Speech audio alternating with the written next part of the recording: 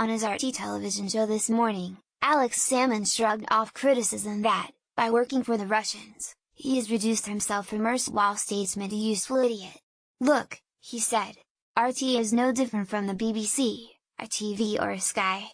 It is regulated by Ofcom and so, by definition, cannot be a propaganda station. I hold no brief from the Kremlin, nor am I required to have one," Salmond said. "No one has tried to influence the contents of this show in any way, shape or form whatsoever. But then they don't need to, do they? Not when, as evidence of his editorial freedom, Salmond is happy to offer a platform, as he did this morning, to expert analysts such as Annie Mackin. Mackin, a former MI5 officer and former partner of fellow officer-turned-conspiracy nut David Shaler, has carved out a doubtless lucrative niche as a peddler of fantastical conspiracy claims. She has argued, for instance, that British intelligence was intimately involved in the death of Princess Diana and that, on September 11 the Pentagon was hit by an American missile, not a plane. Well, it's always important to ask questions, isn't it? After all, who knows what the official record of events is hiding from you? And that is the essence of RT's operating style. It is not a normal television station because the intended audience is not actually watching it on their television sets. The point of the TV program is to create clips that can then be put on YouTube and disseminated online. That in turn renders the question of its broadcasting license somewhat moot. The main distribution vehicle is not covered by Ofcom, just as Sputnik Radio, another stream in the Russian arsenal, exists as an online-only station. In any case, the point of programs such as Salmond's is to provide a veneer of plausible respectability to a state-sponsored propaganda outlet. As Dmitry Kiselev, the head of Russia's state news agency, chuckles, "If we do propaganda, then you do propaganda, too."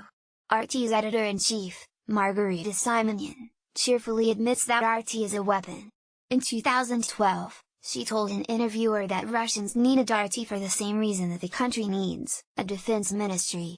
During the 2008 conflict with Georgia, she noted, "The defense ministry was fighting with Georgia, but we were conducting the information war and, what's more, against the whole Western world." Lessons were learned from that conflict, Simonyan said in 2013. "It became absolutely clear to everyone why this is needed, why we need such a thing as an international television channel representing the country. RT would henceforth concentrate on growing its international audience, and of course we'll make use of that. That doesn't mean everything on RT is fake or false, merely that what is true is not important and what is important is often not true." Members of Parliament and other commentators who agree to appear on RT are being used even if they do not recognize the fact.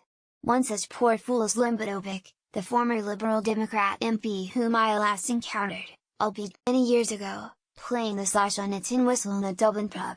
We discussed RT and Alex Salmond's show on Radio Scotland this morning. "What's your filter?" Opek asked, deploring what he termed my circular arguments criticizing RT. But since he argued RT wasn't duping anyone because he, Limbadovic, is nobody's idea of a dupe, this seemed a cheeky line of reasoning. In any case, I pointed out, the Russians are happy to admit RT is not a normal television station.